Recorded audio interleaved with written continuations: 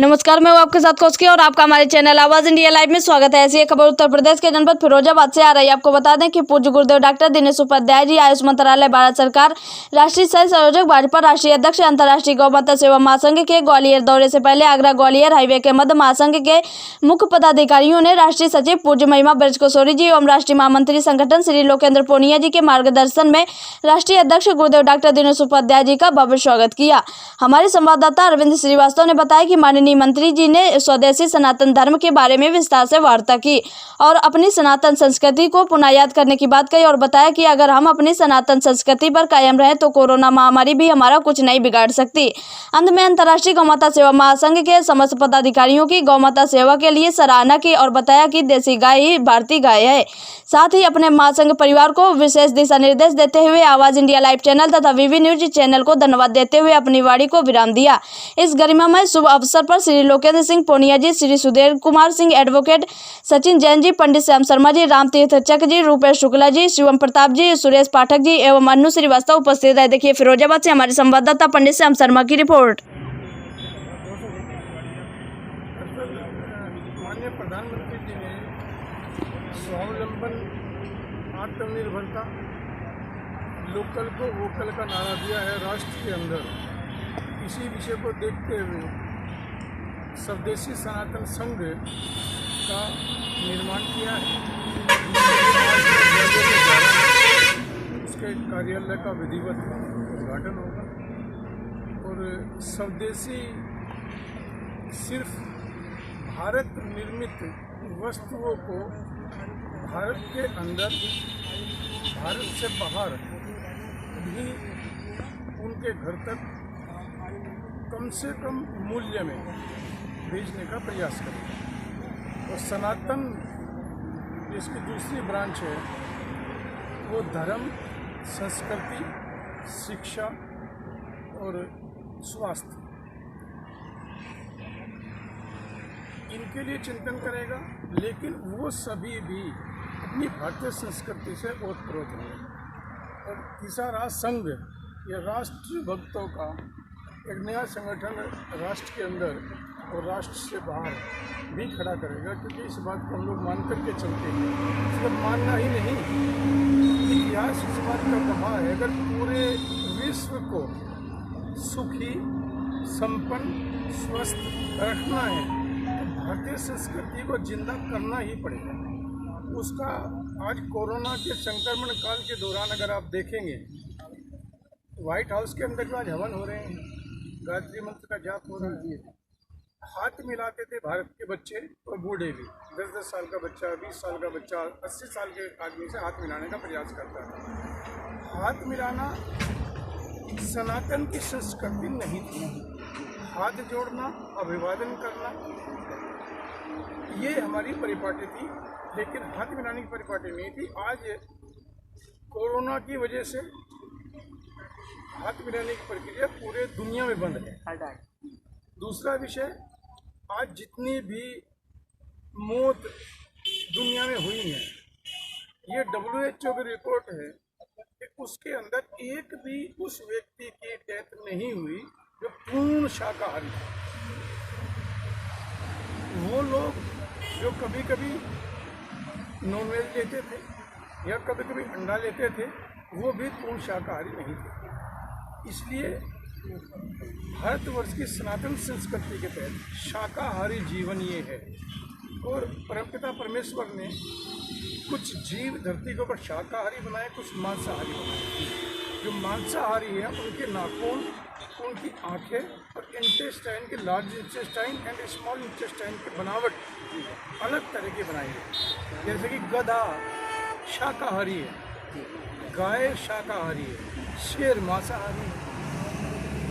परमपिता परमेश्वर ने जब जिस जीव को या जिस पौधे को जैसा बनाया था, नीम का पत्ता जिस दिन इस धरती के ऊपर उत्पत्ति हुई तब भी कड़वा था, आज भी कड़वा है। गन्ने का रस तब भी मीठा था, आज भी मीठा है। गधे को जो परमपिता परमेश्वर ने बताया था कि शाकाहारी रहेगा, गधे ने भगवान की बात को माना है, वो आज भी मांस को नहीं खाता, प्रकृति अपने संतुलन को बनाए हुए है। इसलिए। लेकिन जिस जीव को परमपिता परमेश्वर ने जिस तरह की परिधि के तहत ला करके निर्मित किया था, उसका अगर उल्लंघन किया, मर्यादा का पालन नहीं किया, उसका उसको नुकसान हुआ। उसी का परिणाम है कोरोना। हाँ, और अपने मंत्रालय ने, आयुष मंत्रालय ने, भारत सरकार ने 21 जून को योगा दिवस का नाम दिया है। ये पहला नारा ऐसा है कि भारत ने दिया है, पूरी दुनिया ने माना। ऐसे ही नेचुरोपैथी का डे दिया है। मैं ये बात राष्ट्र को आपके चैनल के माध्यम से कहना चाहता हूँ, अपनी संस्कृति को बचा के रखें, अपने धर्म को बचा के रखें, सनातन को बचा करके रखें, जिसको धर्म से न जोड़ें। इस विषय को धर्म से ना जोड़ें। जिस घर के आगे गाय बंधी होगी, देसी गाय, नोट जर्सी, देसी गाय बंधी होगी, हर घर में हवन होता होगा, उस घर में रोग नहीं आए। शंख ध्वनि से रोगों को दूर किया जा सकता है, लेकिन कुछ लोगों ने इसको धर्म से जोड़ दिया। हवन करना सभी को अच्छा है, जब उसका धुआं घर में जाएगा तो रोगों को समाप्त करता है। ये सिर्फ हिंदू ही करें या सनातन धर्म ही करें और लोग ना, ऐसा नहीं है। इसलिए हवन को, या गाय का दूध है, गाय का दूध तो कोई भी नहीं है, ये तो प्रैक्टिकल इफेक्ट है। हाँ, लेकिन गाय को भी हिंदू से जोड़ दिया, हवन को हिंदू से जोड़, ये बातें अच्छी नहीं है। ये सारे स्वास्थ्य से जोड़ करके चलना चाहिए। और इस बात को राष्ट्र के अंदर पैदा करने के लिए, जागरूक करने के लिए स्वदेशी सनातन संघ और अंतर्राष्ट्रीय गौ माता करेगा। पूनिया जी हैं और ये सभी लोग हैं, जैन साहब हैं, ये सभी लोग इस कार्य को कर रहे हैं। मैं इनके अच्छे स्वास्थ्य की कामना करता हूँ, अपने मंत्रालय की तरफ से भी, भारत सरकार की तरफ से भी। ये लोग स्वस्थ रहें और सबको ये बात कहें कि धर्म से किसी चीज़ को जोड़ने की जरूरत नहीं है, चाहे वो गाय है या हवन है, वो सबको करना चाहिए। आम की लकड़ी है, गाय के गोबर की दिए बनाए जाने चाहिए, गाय के गोबर की धूपबत्ती बनाई जानी चाहिए। संस्कृति को जो लोग जिंदा करेंगे, ये भारत की जीत है, संस्कृति की जीत है। और एक चीज़ में कभी कभी और भी कहता हूँ, हम लोग आज सरकार में हैं, पहले नहीं, आगे नहीं होंगे। मंत्री, प्रधानमंत्री, चीफ मिनिस्टर्स सरकार तो चला सकते हैं, राष्ट्र नहीं। राष्ट्र को चलाएंगे इंटेलेक्चुअल लोग, बिजनेसमैन, आप जैसे लोग, NGOज, यही लोग राष्ट्र को चलाएंगे। जिस दिन किसी भी राष्ट्र का उद्योगपति, टीचर्स, लायर्स, इंटेलेक्चुअल लोग, IPS, IAS, आप जैसे लोग या NGOज काम करना कम कर देंगे या बंद कर देंगे, उस राष्ट्र की सरकार खतरे में आ जाएगी। आज कोरोना के काल में आप देखो सरकार क्या क्या कर रही है, मुंबई की हालत देखो, दिल्ली की हालत देखो। इसलिए सभी को ये अपने दायित्व को महसूस करना पड़ेगा कि मुझे गाय का दूध अगर मेरे पास होता है, देसी गाय है, ऑर्गेनिक चारा वो ले, और जो भी देसी गाय का दूध रोज पीता होगा, उसकी सोच, उसके अंदर के पार्ट्स में परिवर्तन आएगा। जैसा खाए अन्न वैसा होगा मन, जैसा पिएगा पानी वैसी होगी बात। और क्षितिजल पावक गगन समीरा, पंच तत्व से रचत शरीरा। इसलिए 5 तत्वों को रोज टच करना चाहिए। आज घरों में लोगों के पत्थर लग गए, संगमरमर लग गए, जूते जुराब 24 घंटे पहन के रखते हैं। मिट्टी को टच करने की प्रक्रिया समाप्त हुई भारत में, इसलिए मिट्टी को रोज टच करना चाहिए। अपनी पूर्व काल की जो परिपाटी है उसको हमें लेकर के आना चाहिए। अगर भारत कमज़ोर हुआ, पूरी दुनिया डैमेज हो जाएगी। ये चीज़ मैं इसलिए नहीं कहता कि मैं भारत का व्यक्ति हूँ, भारत का नागरिक हूँ। द्वापर काल का विषय आप ले सकते हैं, त्रेता काल का विषय ले सकते हैं, सत्युग का विषय ले सकते हैं। मेरी बात छोड़ो, लोग तरह तरह की बातें करेंगे कि सत्ताधारी पार्टी का व्यक्ति है, हिंदू है, इस तरह की बातें करेंगे, लेकिन इतिहास कभी झूठ नहीं बोलता। आज यहाँ जहाँ मैं खड़ा हूँ, भगवान श्री कृष्ण जी की नगर, कृष्ण जी ने उनको गोपालक, ग्वाला का नाम दिया गया, ग्वाले थे। तो क्यों कहा गया? वो तो भगवान थे, लेकिन ग्वाला भी कहा गया। इस भूमि के अंदर देसी गाय का दूध, देसी गाय का घी और मक्खन फ्री में होता था और खूब लोग खाते पीते थे। आज यहाँ भी जर्सी गाय मैंने देखी, जर्सी गाय आ गई, और जर्सी गाय इस राष्ट्र के ऊपर उसी प्रकार का एक हमला है। जैसे मैकाले ने भारत के अंदर आके हमारी शिक्षा संस्कृति को समाप्त किया था। इन छात्रों को कै कबूतर, खे खरगोश, गै का गधा पढ़ाया था, किताब में छाप दिया था। इसी तरह से जर्सी गाय ला करके इस राष्ट्र के बच्चों को, बड़ों को जर्सी गाय का दूध पिलाया। जर्सी गाय के दूध से नपुंसकता बढ़ेगी, मेमोरी समाप्त हो जाएगी।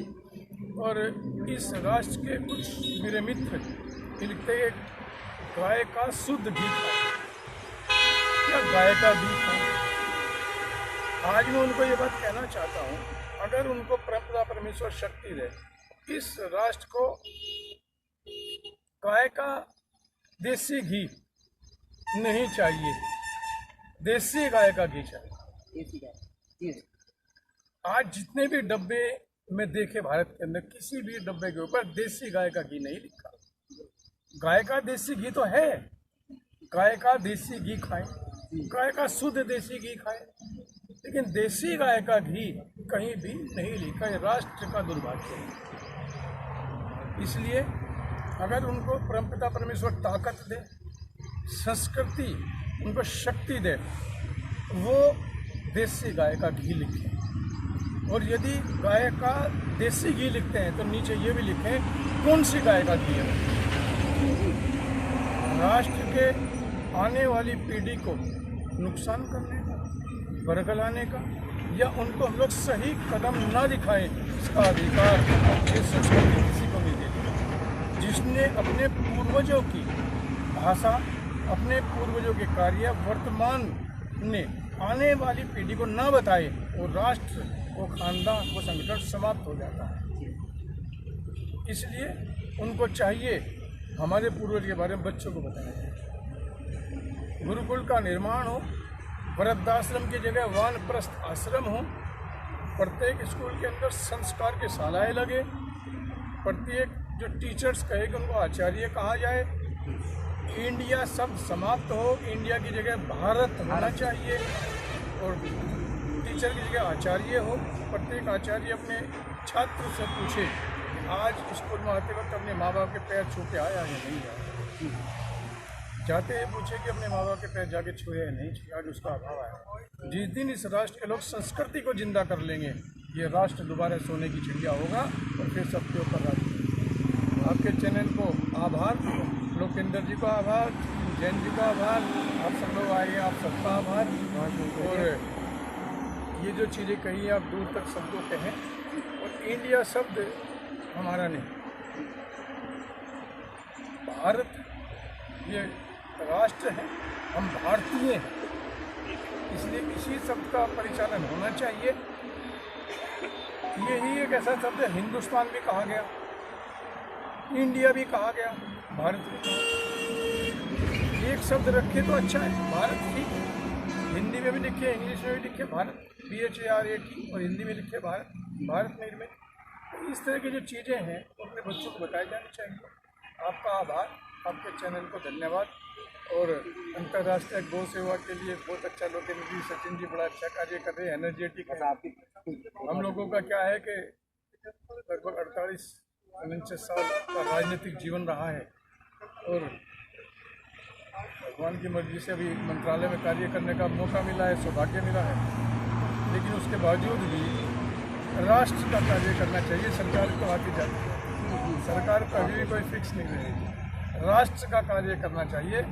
आप राष्ट्र के स्वच्छ नागरिक हो, इसलिए उसी में सरकार का और संगठन का काम अपने आप हो जाएगा। आपका आभार। आप भारत माता की भारत माता की जय, गौ माता की गुरुदेव की जय, मैया की जय।